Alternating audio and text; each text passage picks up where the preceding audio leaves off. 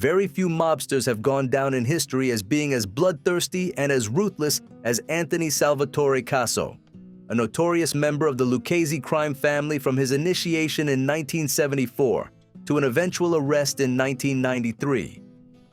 Over the course of his career, Casso is believed to have participated in up to 36 murders, and these are only the ones he confessed to. Casso, who was nicknamed Gaspipe by his Lucchese associates, was even described to have desired to carry out his murderous actions, and other mobsters referred to him as a homicidal maniac. Eventually, after the law caught up with him, he would become one of the highest-ranking Mafia members to become an FBI informant and took a plea agreement to reduce his potential sentence. Who was Anthony Casso, though, really? What made him such a ruthless and efficient killer? And what did the course of his career in organized crime look like? In today's video, we will be taking a trip to the streets of 1970s Brooklyn to discover where the infamous butcher's career began and how the law finally brought him down. Sit back and relax as we explore the brutal life and times of Anthony Casso.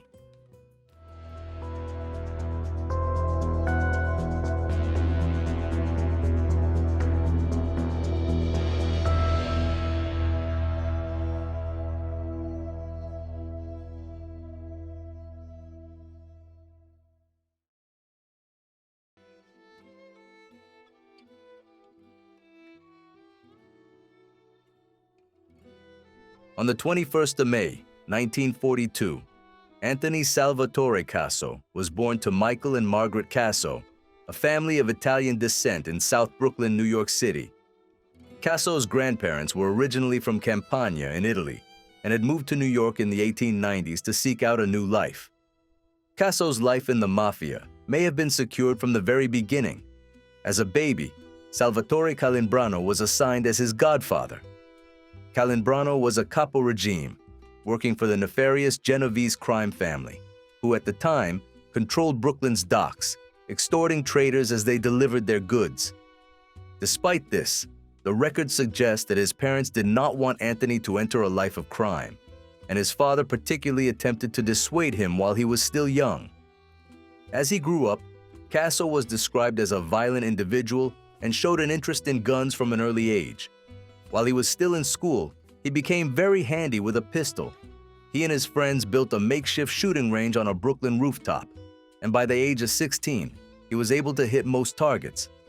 His abilities as a gunman would also begin to make him money after he dropped out of school, age 16. He found work shooting birds of prey for local pigeon keepers and was able to live on his earnings for a while. In the late 1950s, Casso became affiliated with organized crime on a small scale for the first time, perhaps in order to supplement his earnings as a gunman. He became a fully initiated member of the South Brooklyn Boys, a street gang that specialized in drug trafficking and extortion across a broad territory. His first brush with the law would come in 1958, where he was arrested following a public street brawl with a small-time rival gang.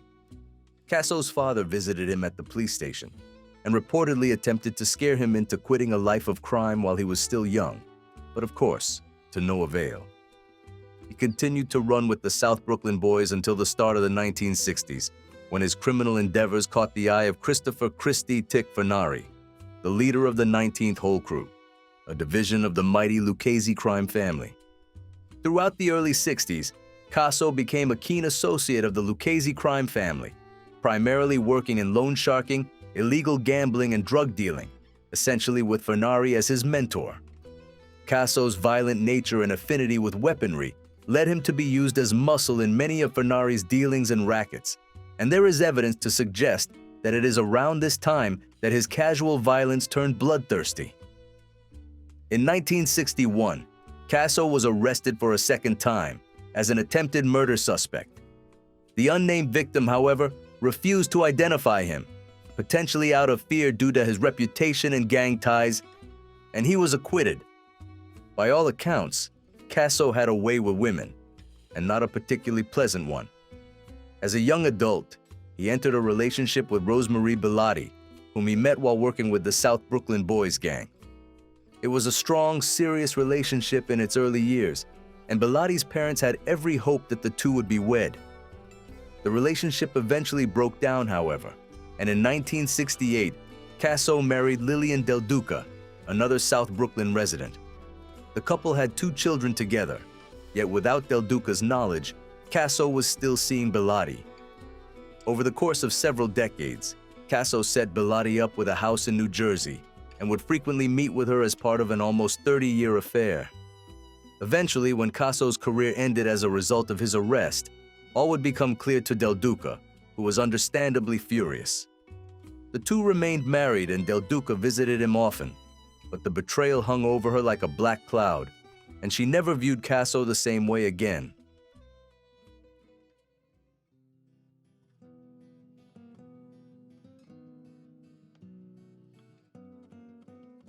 Anthony Casso was integrated fully into the Lucchese crime family as a made man in the year 1974, undertaking the formal initiation ceremony in Manhattan. He joined the crew of Vincent Forcieri, who had control of Manhattan's 116th Street and 14th Avenue in Brooklyn. Over the course of the following year, Casso spent much of his time engaging in the common mafia rackets of extortion, drug trafficking, and illegal gambling. But his true calling was just around the corner. Mere months after he joined up with the Lucchese family formally, Victor Amuso, the future boss and at the time, a rising mobster in the organization, took notice of Casso's efforts. The two became close friends and entered a partnership spanning several decades, which saw them embarking on increasingly violent endeavors. Burglary, assault, murder, and elimination of police informants were all in a day's work for this deadly duo. Still working under Fornari's 19th hole crew, Casso and Amuso sought out those that could help them on their nefarious exploits. Security experts, lockpickers, and master thieves were looped into their newly formed Bypass Gang, a division of Fornari's crew that specialized in burglary. In just a few months, they went from hitting homes and local businesses to jewelry stores and even banks, stealing more than $100 million across the 1970s and 80s. Multiple bank robberies throughout this time that went unsolved are thought to have been attributed to the Bypass Gang, and its remnants are believed to still carry out jobs to this day. So prolific and successful was Casso in his work, that when Fornari was promoted to the consigliere of the Lucchese crime family shortly after, he opted to make Casso a capo regime in his place. Casso respectfully declined and suggested that Amuso should be the one with the power. Amuso accepted, and Casso worked as his right-hand man in almost all of his dealings and exploits. For years, Casso and Amuso worked closely together and became extremely wealthy. In 1985, however, they were presented with an intriguing offer. Frank DeCicco, capo regime in the Gambino crime family, had approached Casso, asking for his help with a coup that was brewing within their ranks. DeCicco and the infamous John Gotti had planned to oust and kill Paul Castellano on the basis that he was too weak to lead the Gambinos. They could not go to the commission about this, and so attempted to seek support from notoriously skilled members of the remaining 4 families to keep things under wraps. Casso agreed to help, but he was cautious. This would be a massive violation of the commission's rules, and they themselves could be killed if they were caught. The assassination of Castellano went ahead, but Casso and Amuso would later turn on Gotti and DeCicco, siding with the bosses of the 4 families as they sought revenge on Castellano's murderers. Casso and Amuso themselves were tasked with the elimination of Gotti and DeCicco, and surprisingly, were instructed to use a car bomb to carry out the act, a banned method of killing mafia members due to the high risk of collateral damage. Still, they set to work and planted a bomb in DeCicco's car on a day when he and Gotti were known to be making a stop at a local social club in the April of 1986. The bomb was detonated as planned when the car started and DeCicco was indeed killed, but Gotti was nowhere to be seen. He had evaded the Butcher of Brooklyn, but the same cannot be said for many others. The Butcher takes over.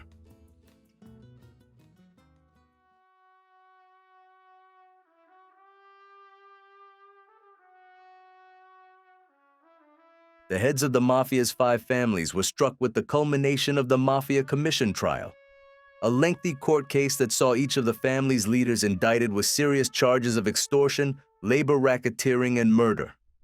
8 key Mafia leaders were convicted, and most of them were told that they would die in prison receiving 100-year-long sentences. The commission had received a massive blow, and to ensure the continuation of the Mafia in New York City, several decisions on who would replace those convicted needed to be made. Amongst those imprisoned was Anthony Casso, who at the time was the leader of the Lucchese Crime Family. Feeling that the trial would not go his way, he preemptively transferred power to Casso and Amuso. Once again, Casso recommended Amuso as the boss, while he took the position of underboss after a couple of years of acting as a consigliere. With two of the most ruthless Mafia members at the helm, the Lucchese Crime Family continued to grow and prosper. It is estimated that at the height of their power, they were bringing in over $100,000 per month from combined racketeering, extortion, and unlicensed video game machine setups, with an additional $500,000 per year coming in from a large concrete supplier business and a protection racket established in New York City's garment district. As well as this, they each took a cut from every crime committed by lower-ranking mobsters across the Lucchese crime family. Casso was also known for bringing in a great deal of wealth for the Luccheses by way of his relationships with Russian mobsters operating in the United States. He was particularly close with Marat Balagula, a Soviet Jewish refugee from Odessa, who had subsequently set up an extremely successful, multi-billion-dollar gasoline bootlegging scam in New York. Balagula entered an agreement with Casso and Amuso, where he would receive support from the Lucchese family's members in exchange for a cut of this illegal operation. The two organizations also mutually protected one another and announced their alliance to other gangs in the region, strengthening both groups. At the height of this partnership, Balagula and Casso's gasoline bootlegging scam became the largest source of income across all of the five families. This agreement would culminate in a brutal reveal of Casso's violent streak, however. Balagula became involved in a rivalry with fellow Russian immigrant Vladimir Reznikov, who caught wind of Balagula's highly successful schemes and wanted in. Instead of offering to work with him, Reznikov threatened him, demanding $600,000 and a percentage of all his earnings in exchange for Balagula's life. Balagula paid up, but soon suffered a huge heart attack. He survived, but Reznikov was still demanding money.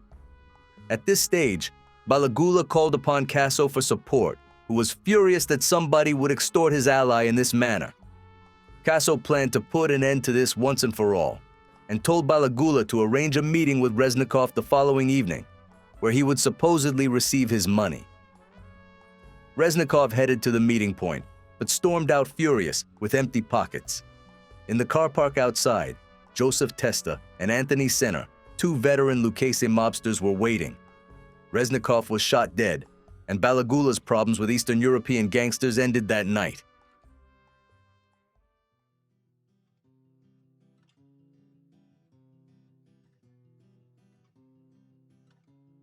Over the remainder of the 1980s, Anthony Casso became known as, quite literally, a homicidal maniac, using brute force and meticulous executions to solidify his power. After his run-in with Vladimir Reznikov, one of Casso's most notable murders came in the form of Gambino crime family associate James "Jimmy" Heidel. Heidel was ambushed by Casso himself in 1986, after he had become the underboss of the Lucchese crime family. Heidel had participated in a botched assassination attempt on Casso, who in turn used crooked lawmen to his advantage. Louis Ippolito and Stephen Caracappa, corrupt New York police officers, kidnapped Heidel on Casso's behalf and brought him to the notorious underboss. Casso took great pleasure in torturing the young mobster, shooting him several times in non-fatal areas before finally delivering a killing shot. While this was a vicious act of revenge, other murders carried out by Casso were little more than business. At the turn of the 1990s, Casso was as prolific as ever with his ruthless murdering spree, and tended to target members of the Lucchese family whom he deemed a flight risk, soldiers and associates who were liable to become FBI informants under pressure. The first of these murder victims was Bruno Facciolo, a Lucchese soldier who was suspected of cooperating with law enforcement. The last thing Casso and Amuso wanted was to end up like their former boss, Anthony Casso, and so they opted to stamp out any potential traitors before they could act. Casso worked with Caracappa and Ippolito once more to lure Facciolo to a Bensonhurst garage, where he was subsequently shot and stabbed multiple times. His dead body was stuffed into the boot of a car, and a dead canary was placed inside his mouth as a warning to other would-be informants. After Facciolo's death, it would become apparent that he was not an informant and had no prior interactions with law enforcement. Facciolo was not the only unnecessary victim of Casso's hasty, murderous tendencies either. Casso's corrupt police officers, working on his orders, would also kill a man by the name of Nicholas Guido, believing him to be a mobster who had been accused of turning informant. Guido was, in fact, a civilian with no ties to the mob and was murdered on Christmas Day. Also falling victim to Casso's brutal nature were John Morrissey, a construction union leader allied with the Lucchese Crime Family, who was suspected of working with law enforcement, and Anthony Fava, Casso's personal architect, who had done little more to upset Casso than complain about late payments for his work on Casso's mansion. Notably, Casso would use a newly promoted mobster, Alphonse Little Al Darko, to carry out a lot of his dirty work when it came to killing. Darko was initially under the impression that he would be working for the Lucchese Construction Panel, a committee that oversaw unions and construction businesses in Brooklyn, but it soon became apparent that this was not the case. Years after he cut ties with the mob, Darko would come clean about his relationship with Casso and Amuso, who used him in any way they could. In his own words, when a job needed to be done, whenever they needed to do something unpleasant to someone, I was chosen by them. In one notable incident, Amuso and Casso ordered Darko to murder the entire Jersey crew, the New Jersey faction of the Lucchese family, after Anthony Casso, its capo regime, refused to increase the family's share of their profits. Casso managed to escape the clutches of death and has since cut ties with the mob. He has previously spoken out against Amuso and Casso, claiming they did not uphold traditional Cosa Nostra values in the Mafia. When discussing Casso, he is known to have said, all he wanted to do is kill, get what you can, even if you didn't earn it. By 1991, Casso was in hot water. He had received a tip that he was about to be indicted for his crimes, but summoned Darko once more for another big hit. They had marked Peter Chiodo, a Lucchese capo regime, for death, after he pleaded guilty to his Mafia-related crimes without their permission. Darko was tasked with bringing Chiodo down, who was surprised at the identity of his target, given Chiodo's otherwise good standing with Casso and Amuso. Darko assigned 2 of his men to ambush Chiodo while he was working on his car at a Staten Island gas station on the 8th of May, 1991. Despite receiving 12 bullet wounds to his limbs and body, he survived the ordeal, with doctors remarking that his obesity likely saved his life. Casso continued to threaten Chiodo following the botched assassination, remarking that if he continued to testify against the Luccheses, he would be murdered. This didn't particularly deter Chiodo, so Casso threatened to murder his wife instead. In order to protect his family, Chiodo became a government witness, and a growingly paranoid Casso turned his attention to Darko, cutting ties with him altogether.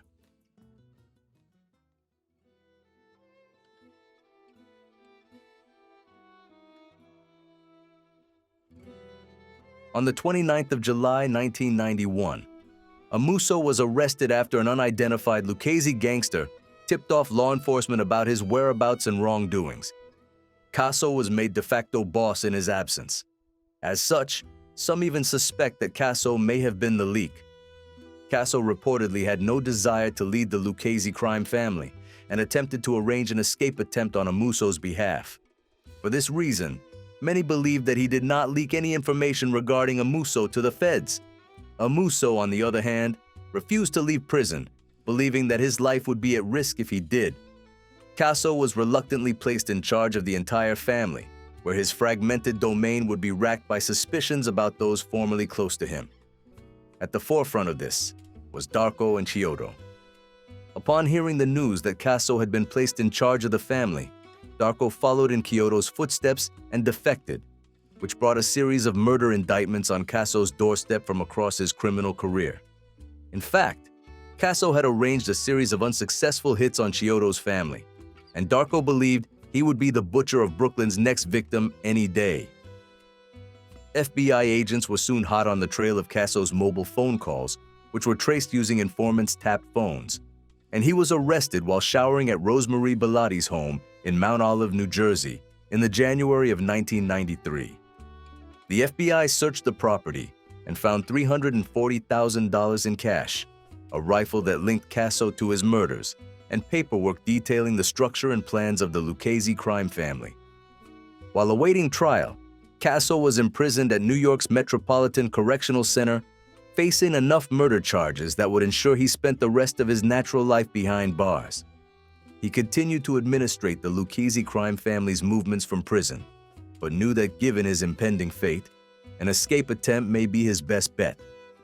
He began organizing a series of escape plans, and one of them very nearly worked after he bribed a security guard at the jail's entrance.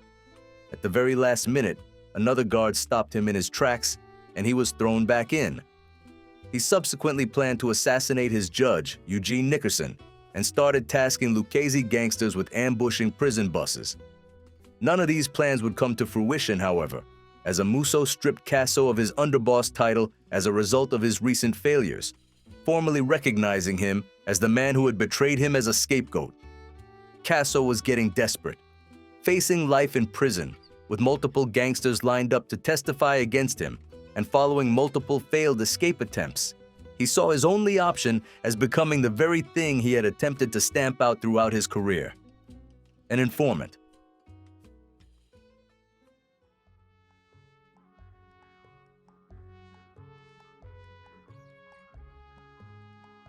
Casso's decision to side with the law led him to Agent Richard Rudolph. He would meet regularly with Rudolph, and at first found it difficult to recount just how many criminals and groups of criminals he had been involved with. He's reported to have told him around this time, "Every time I stepped out of the house, I committed a crime. You expect me to remember all of them." Casso's first act as an informant was to tell Rudolph about his relationship with corrupt NYPD officers Caracappa and Ippolito. They had committed an estimated 8 murders by his command, and in addition to this, had provided the Mafia with the names of many informants, which in turn caused a whole host of other murders to occur. From here, Casso began to reel off a long list of his co-conspirators throughout his Mafia career, and admitted to several murders that he had planned but didn't go ahead. Of the murders he did carry out himself, he would confess to 12 initially, but indicated that he was complicit in another 24, bringing the total to a possible 36. Of course, there is every chance that many details were left out, and the actual count could be much higher. Casso's meetings with Rudolph continued until the beginning of 1994, and the FBI were finding it difficult to accept his role as an informant, given his brutal history. Federal prosecutor Gregory O'Connell, who spent a lot of time with Casso discussing his crimes, is known to have said, "It gets to a point where somebody is just too evil to put on the stand," believing that many of his most violent actions would not look good in front of a jury of the public.